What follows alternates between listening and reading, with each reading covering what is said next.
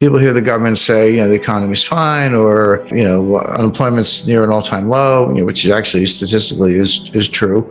And they kind of nod and go, yeah, it's all good. And then reality is the stuff that hits you in the head like a 2x4. The propaganda is positive. We can talk about that in a little more detail. The reality is harsh, and reality wins. And there's a very good book on this by Robert Shiller, Nobel Prize-winning economist at Yale University. I'm not a huge fan of your garden variety PhD economists, but there are some good ones out there, and he's one of them. He wrote a book about, 2 years ago, maybe a little bit less, called Narrative Economics. He said, we got all the models and Phillips curve and wealth effect and various quantity theory of money, and some have a place, some are more valuable than others, but don't underestimate the power of a narrative. A narrative is a story. It's basically it's a fancy name for a story, but a story that persists, that grows. And interestingly, in epidemiology, of course, we've just come through a pandemic. There's a model called the SEIR model that stands for susceptible. Are you susceptible to a virus?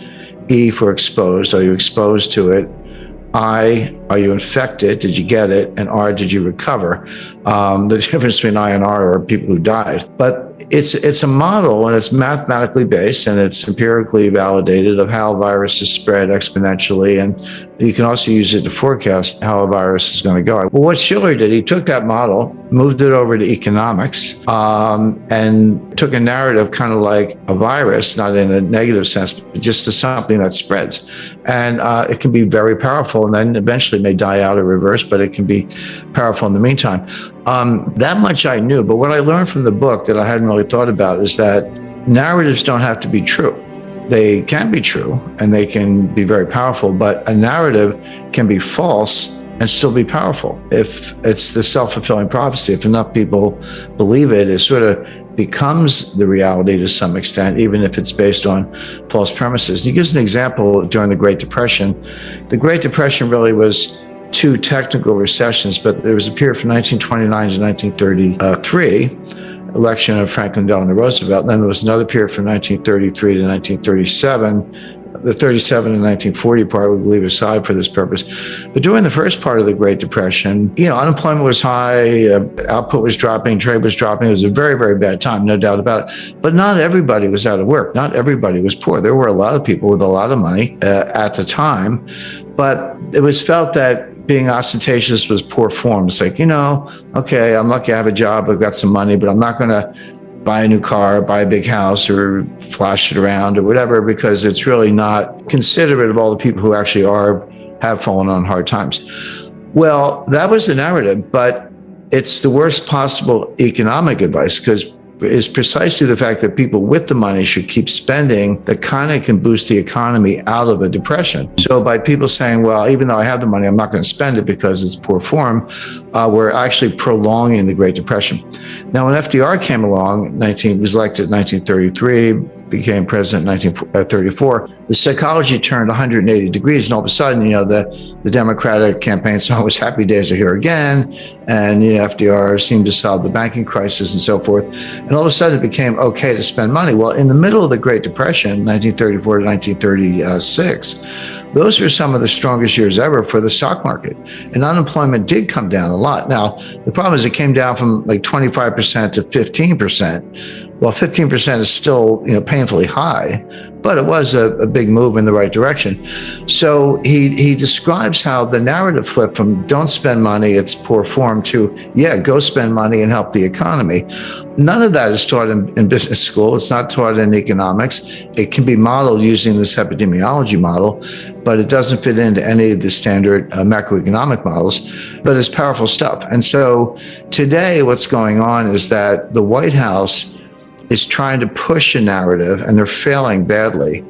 But they'll say, if you listen to the deliberations among White House officials, some of the stuff leaks to the press, and I know some of these people, it's like, the economy's great, unemployment's really low, we've created all these jobs since the pandemic, but we're doing a really bad job of messaging. The point is, inside the White House, they're frustrated that the positive economic story is not getting out.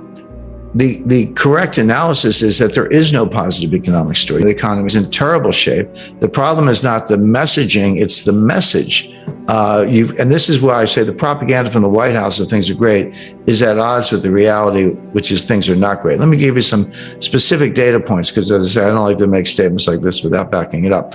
Number one, the inflation was going up long before the war in Ukraine started. So if everything was great until February 27th, and then Russia invades, and then all of a sudden the inflation goes up. All right, let's talk about it. But that's not true. This inflation goes back to late 2021. It was persistent in the fall. We all remember the Fed and the Treasury saying transitory, transitory, transitory. And then finally, I think Jay Powell was testifying before Congress. He said, it's time to retire the word transitory. So that was his way of throwing in the towel. And Janet Yellen admitted she was mistaken also. So it predates the war, number one.